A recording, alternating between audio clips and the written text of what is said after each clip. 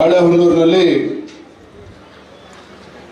ಶ್ರೀ ಜಗದ್ಗುರು ರೇಣುಕಾಚಾರ್ಯ ಜಯಂತಿಯ ಯುಗಮಾನೋತ್ಸವ ಹಾಗೂ ಕ್ಷೇತ್ರನಾಥ ಶ್ರೀ ವೀರಭದ್ರ ಸ್ವಾಮಿ ಮಹಾರಥೋತ್ಸವದ ಅಂಗವಾಗಿ ಈ ಒಂದು ಕಾರ್ಯಕ್ರಮದ ದಿವ್ಯ ಸಾನ್ನಿಧ್ಯವನ್ನು ವಹಿಸಿರುವಂತಹ ಶ್ರೀಮದ್ ರಂಭಾಪುರಿ ವೀರಸಿಂಹಾಸನಾಧೀಶ್ವರ ಶ್ರೀ ಶ್ರೀ ಶ್ರೀ 1008 ಜಗದ್ಗುರು ಪ್ರಸನ್ನ ರೇಣುಕಾ ಡಾಕ್ಟರ್ ವೀರ ಸೋಮೇಶ್ವರ ರಾಜ ದೇಶಿಕೇಂದ್ರ ಶಿವಾಚಾರ್ಯ ಮಹಾಸ್ವಾಮೀಜಿಗಳವರ ಪಾದಾರವಿಂದಗಳಲ್ಲಿ ಭಕ್ತಿಪೂರ್ವಕ ಪ್ರಣಾಮಗಳನ್ನು ಸಲ್ಲಿಸುತ್ತಾ ಪರಮ ಪೂಜ್ಯ ಡಾಕ್ಟರ್ ಪ್ರಭು ಸಾರಂಗದೇವ ಶಿವಾಚಾರ್ಯ ಮಹಾಸ್ವಾಮೀಜಿಗಳಿಗೆ ನಮಸ್ಕರಿಸಿ ಡಾಕ್ಟರ್ ಮಲೆ ಶಾಂತಮುನಿ ಶಿವಾಚಾರ್ಯ ಮಹಾಸ್ವಾಮೀಜಿಗಳರ ಪಾದ ಕಮಲಗಳಿಗೆ ಭಕ್ತಿಪೂರ್ವಕ ಪ್ರಣಾಮಗಳನ್ನು ಸಲ್ಲಿಸುತ್ತಾ ವೇದಿಕೆ ಮೇಲೆ ಆಸೀನರಾಗಿರ್ತಕ್ಕಂಥ ಯಡಿಯೂರಿನ ಚಟಸ್ಥಳ ಬ್ರಹ್ಮ ರೇಣುಕಾ ಶಿವಾಚಾರ್ಯ ಮಹಾಸ್ವಾಮೀಜಿಗಳಿಗೆ, ಶ್ರೀ ಬೇರುಗುಂಡಿ ಮಠದ ಮಹಾಸ್ವಾಮೀಜಿಗಳಿಗೆ, ವೇದಿಕೆ ಮೇಲೆ ಆಸೀನರಾಗಿರ್ತಕ್ಕಂಥ ಎಲ್ಲ ಹರಗುರು ಚರಮೂರ್ತಿಗಳ ಪಾದಾರವಿಂದಗಳಲ್ಲಿ ಭಕ್ತಿಪೂರ್ವಕ ಪ್ರಣಾಮಗಳನ್ನು ಸಲ್ಲಿಸುತ್ತಾ ಈ ಒಂದು ಕಾರ್ಯಕ್ರಮದಲ್ಲಿ ವೇದಿಕೆ ಮೇಲೆ ಆಸೀನರಾಗಿರ್ತಕ್ಕಂಥ ರಾಜ್ಯದ ಉಪಮುಖ್ಯಮಂತ್ರಿಗಳಾಗಿರುವಂತಹ ಗೌರವಾನ್ವಿತ ಡಿ.ಕೆ. ಶಿವಕುಮಾರ್ ಅವರೇ, ಕೇಂದ್ರದ ಸಚಿವರು, ನಮ್ಮೆಲ್ಲರ ಹಿರಿಯರಾಗಿರ್ತಕ್ಕಂಥ ಗೌರವಾನ್ವಿತ ಪ್ರಹ್ಲಾದ್ ಜೋಶಿಜಿ ಅವರೇ, ಗೌರವಾನ್ವಿತ ಸಚಿವರಾಗಿರುವಂತಹ ಎಸ್ ಮಲ್ಲಿಕಾರ್ಜುನರವರೇ, ಕ್ಷೇತ್ರದ ಶಾಸಕರಾಗಿರುವಂತಹ ಟಿ.ಡಿ. ರಾಜೇಗೌಡ್ರೆ, ಮಾಜಿ ಸಚಿವರು ಆತ್ಮೀಯರಾಗಿರ್ತಕ್ಕಂಥ ಸನ್ಮಾನ್ಯ ಶ್ರೀ ಜೀವರಾಜಣ್ಣ ಅವರೇ, ಸಾಹುಕಾರ ಶಿವಶಂಕರಪ್ಪನವರೇ, ಸಿದ್ದೇಶ್ ನಾಗೇಂದ್ರ ಅವರೇ, ವೇದಿಕೆ ಮೇಲೆ ಆಸೀನರಾಗಿರ್ತಕ್ಕಂಥ ಎಲ್ಲ ಗಣ್ಯರೇ, ವೇದಿಕೆ ಮುಂಭಾಗದಲ್ಲಿ ಆಸೀನರಾಗಿರ್ತಕ್ಕಂಥ ಎಲ್ಲ ಸದ್ಭಕ್ತರೇ, ಸಮಾಜದ ಗಣ್ಯರೇ, ಪತ್ರಿಕಾ ಹಾಗೂ ಮಾಧ್ಯಮದ ಸ್ನೇಹಿತರೆ, ಬಂಧುಗಳೇ, ಪರಮ ಪೂಜ್ಯ ಜಗದ್ಗುರುಗಳ ನೇತೃತ್ವದಲ್ಲಿ ಒಂದು ಶ್ರೀ ಕ್ಷೇತ್ರ ಯಾವ ರೀತಿ ಅಭಿವೃದ್ಧಿ ಕಾಣ್ತಾ ಇದೆ ಅನ್ನೋದನ್ನ ನಾವೆಲ್ಲರೂ ಕೂಡ ಗಮನಿಸ್ತಾ ಇದ್ದೇವೆ. ಮಾನವ ಧರ್ಮಕ್ಕೆ ಜಯವಾಗಲಿ, ಧರ್ಮದಿಂದಲೇ ವಿಶ್ವಕ್ಕೆ ಶಾಂತಿ ಎಂಬ ಶ್ರೇಷ್ಠ ಸಂದೇಶವನ್ನು ಕೊಟ್ಟಿರ್ತಕ್ಕಂಥ ಪಂಚಪೀಠಾಧೀಶ್ವರರಲ್ಲೊಬ್ಬರಾದಂಥ ಪರಮ ಪೂಜ್ಯ ರಂಭಾಪುರಿ ಜಗದ್ಗುರುಗಳವರು ಬಹುಶಃ ಕನ್ನಡ ನಾಡಿನಲ್ಲಿ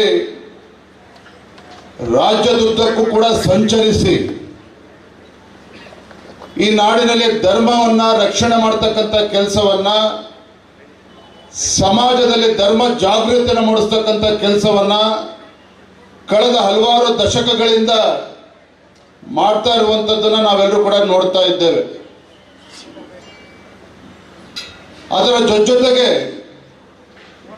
ಸಮಾಜವನ್ನ ತಿದ್ದಿ ತೀಡಿ ಸಮಾಜವನ್ನ ಸರಿದಾರಿಯಲ್ಲೂ ಕೂಡ ತಗೊಂಡೋಗ್ತಕ್ಕಂಥ ಕೆಲಸವನ್ನು ಕೂಡ ಜಗದ್ಗುರುಗಳ ನೇತೃತ್ವದಲ್ಲಿ ಆಗ್ತಾ ಇರುವಂಥದ್ದು. ಇದರ ಜೊತೆಗೆ ನಾವು ಪ್ರತಿಯೊಬ್ಬರು ಕೂಡ ಹೆಮ್ಮೆ ಪಡುವಂತ ವಿಚಾರ ಅಂತ ಹೇಳಿದ್ರೆ, ಜಗದ್ಗುರುಗಳ ಒಂದು ಸಂಕಲ್ಪದೊಂದಿಗೆ ಏನು ಇಲ್ಲಿ ಶ್ರೀ ಜಗದ್ಗುರು ರೇಣುಕಾಚಾರ್ಯರ ಒಂದು ಮಂಗಳ ಮೂರ್ತಿಯ ಪ್ರತಿಷ್ಠಾಪನೆ ಆಗಬೇಕು ಅನ್ನೋ ಒಂದು ಇಚ್ಛೆ ಜಗದ್ಗುರುದೇನಿದೆ. ಸುಮಾರು 51 ಅಡಿ ಎತ್ತರದ ಜಗದ್ಗುರು ಒಂದು ಮೂರ್ತಿ ಇವತ್ತೇನು ಆಗ್ಬೇಕು ಅನ್ನೋ ಅಪೇಕ್ಷೆ ಇದೆ. ಇವತ್ತು ತಾವು ನೋಡ್ತಾ ಇದ್ದೀರಿ ಯಾವ ರೀತಿ ಕೆಲಸ ಕಾರ್ಯಗಳು ಆಗ್ತಾ ಇದ್ದಾವೆ ಅನ್ನೋದನ್ನ. ನನಗೆ ಹೆಮ್ಮೆ ಏನಪ್ಪಾ ಅಂತ ಹೇಳಿದ್ರೆ, ಹಿಂದಿನ ಬಿಜೆಪಿ ಸರ್ಕಾರ ಇದ್ದಾಗ ಸನ್ಮಾನ್ಯ ಬಿ.ಎಸ್. ಯಡಿಯೂರಪ್ಪನವರು ರಾಜ್ಯದ ಮುಖ್ಯಮಂತ್ರಿಗಳಾಗಿದ್ದಾಗ ಕ್ಷೇತ್ರದ ಅಭಿವೃದ್ಧಿಗೋಸ್ಕರ 16 ಕೋಟಿ ಅನುದಾನವನ್ನು ಕೊಟ್ಟಿರೋದ್ರ ಜೊತೆಗೆ ಈ ಒಂದು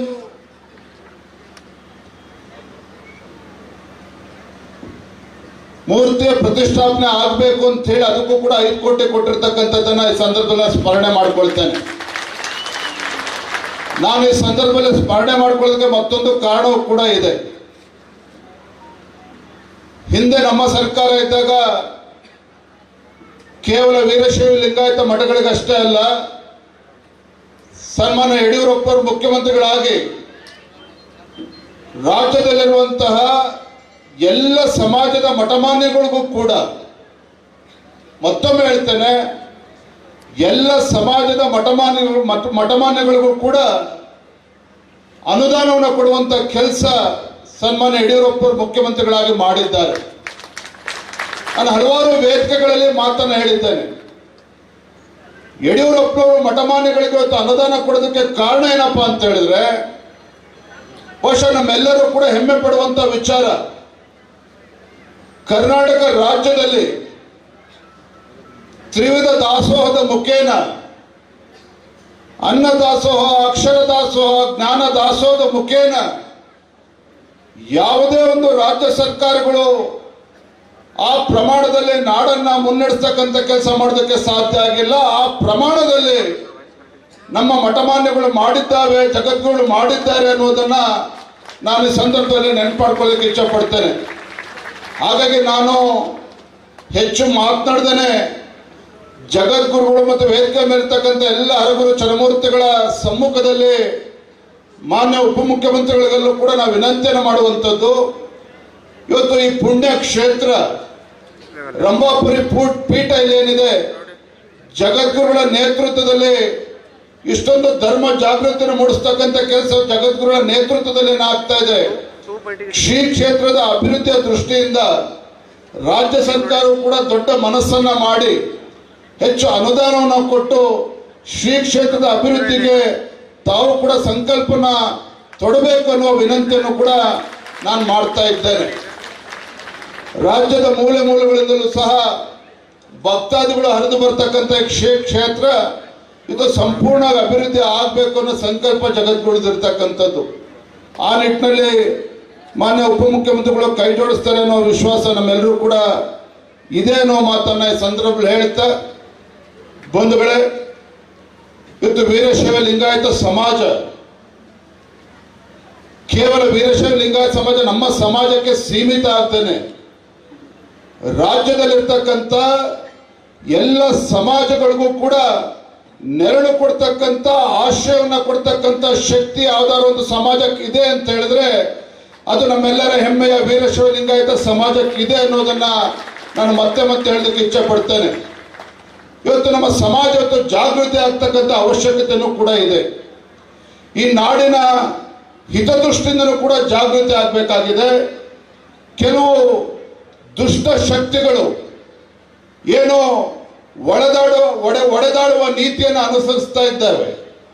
ಆ ಒಡೆದಾಡುವ ನೀತಿಯನ್ನು ಅನುಸರಿಸ್ತಾ ಇರ್ತಕ್ಕಂಥದ್ದನ್ನು ಧಿಕ್ಕರಿಸಿ ಇವತ್ತು ಸಮಾಜದಲ್ಲಿ ಒಳಪಂಗಡಗಳನ್ನು ಮರೆತು ನಾವೆಲ್ಲರೂ ಕೂಡ ಒಟ್ಟಾಗಿ ಒಂದಾಗಿ ನಮ್ಮ ಸಮಾಜದಲ್ಲಿರ್ತಕ್ಕಂಥ ಒಳಪಂಗಡಗಳು, ನಮ್ಮ ವ್ಯತ್ಯಾಸಗಳನ್ನು ಮರೆತು ನಾವೆಲ್ಲರೂ ಕೂಡ ಒಟ್ಟಾಗಿ ಒಂದಾಗಿ ಸಮಾಜದ ಹಿತದೃಷ್ಟಿಯಿಂದ, ಈ ನಾಡಿನ ಹಿತದೃಷ್ಟಿಯಿಂದ, ಸರ್ವ ಸಮಾಜದ ಹಿತದೃಷ್ಟಿಯಿಂದನೂ ಕೂಡ ನಾವು ಒಟ್ಟಿಗೆ ಹೋಗ್ತಕ್ಕಂಥ ಒಂದು ಸಂಕಲ್ಪವನ್ನು ಕೂಡ ಇವತ್ತು ನಾವು ತೊಡಬೇಕಾಗಿದೆ ಅನ್ನೋ ಮಾತನ್ನ ಈ ಸಂದರ್ಭದಲ್ಲಿ ಹೇಳ್ತಾ ತುಂಬಾ ಸಂತೋಷ ಇದೆ. ಯಾಕಂತ ಹೇಳಿದ್ರೆ ಜಗದ್ಗುರುಗಳು ಅಪೇಕ್ಷೆ ಇತ್ತು, ರಾಘಣ್ಣವರು ಕೂಡ ಬರಬೇಕು ಅಂತೇಳಿ ಅವರ ಅಪೇಕ್ಷೆ ಇತ್ತು, ನಾನು ಕೂಡ ಬರಬೇಕು ಅಂತ ಅಪೇಕ್ಷೆ ಇತ್ತು.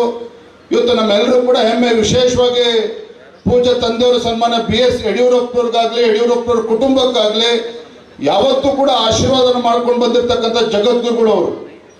ಯಡಿಯೂರಪ್ಪನವರ ಒಂದು ರಾಜಕೀಯ ಏಳು ಬೀಳುಗಳ ನಡುವೆನೂ ಸಹ ಯಾವತ್ತೂ ಕೂಡ ಸನ್ಮಾನ್ಯ ಯಡಿಯೂರಪ್ಪನವ್ರಿಗೆ, ಪೂಜ್ಯ ತಂದೆಯವರಿಗೆ ಧೈರ್ಯವನ್ನ ಒಂದು ಕೊಟ್ಟಿರ್ತಕ್ಕಂಥ ಜಗದ್ಗುರುಗಳು ಯಾರಪ್ಪ ಅಂತ ಹೇಳಿದ್ರೆ ಪರಮ ಪೂಜ್ಯ ರಂಭಾಪುರಿ ಜಗದ್ಗುರುಗಳು ಅನ್ನೋದನ್ನ ಈ ಸಂದರ್ಭದಲ್ಲಿ ಸ್ಮರಣೆ ಮಾಡ್ತಾ ಹೆಚ್ಚು ಸಮಯವನ್ನು ತೆಗೆದುಕೊಳ್ಳದೇನೆ, ನಾನು ಕೂಡ ಸಂಜೆ ಬೆಂಗಳೂರಿನಲ್ಲಿ ಕಾರ್ಯಕ್ರಮವೂ ಕೂಡ ಇದೆ.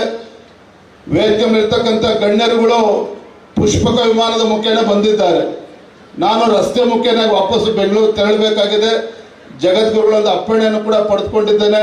ಹಾಗಾಗಿ ಹೆಚ್ಚು ಸಮಯವನ್ನು ತೆಗೆದುಕೊಳ್ದೇನೆ ಪರಮ ಪೂಜ್ಯ ಜಗದ್ಗುರುಗಳ ವಿನಂತಿ ಇಷ್ಟೇನೆ, ನಾನು ಕೂಡ ರಾಜಕಾರಣದಲ್ಲಿ ಅಂಬೆಗಾಲನ್ನು ಇಡ್ತಕ್ಕಂಥ ಸಂದರ್ಭದಲ್ಲಿ ರಾಜಕಾರಣದಲ್ಲಿ ಅಂಬೆಗಾಲ ಇಟ್ಕೊಂಡು ಪೂಜ್ಯ ತಂದೆಯವರಿಗೆ ರಾಜಕೀಯ ಜನ್ಮ ಕೊಟ್ಟಿರ್ತಕ್ಕಂಥ ನಮ್ಮ ಹೆಮ್ಮೆಯ ಶಿಕಾರಿಪುರ ತಾಲೂಕಿನ ಜನರ ಆಶೀರ್ವಾದದಿಂದ ಮೊದಲ ಬಾರಿ ಶಾಸಕನಾಗಿ ರಾಜ್ಯದ ಭಾರತೀಯ ಜನತಾ ಪಾರ್ಟಿ ಅಧ್ಯಕ್ಷನಾಗಿ ರಾಜ್ಯಾದ್ಯಂತ ಸಂಚರಿಸ್ತಿರ್ತಕ್ಕಂಥ ಈ ಸಂದರ್ಭದಲ್ಲಿ ಎಲ್ಲೂ ಕೂಡ ಎಡುವುದನ್ನೇ ಬಂದಂತ ಸಮಸ್ಯೆಗಳನ್ನ ಗಟ್ಟಿಯಾಗಿ ಎದುರಿಸ್ತಕ್ಕಂಥ ಶಕ್ತಿ ಜಗದ್ಗುರುಗಳು ದಯಪಾಲಿಸಲಿ ಎನ್ನುವ ವಿನಂತಿಯೊಂದಿಗೆ ನನ್ನ ಮಾತುಗಳಿಗೆ ವಿರಾಮಗಳನ್ನು ಹೇಳ್ತಾ ಇದ್ದೇನೆ. ನಮಸ್ಕಾರ, ವಂದನೆಗಳು.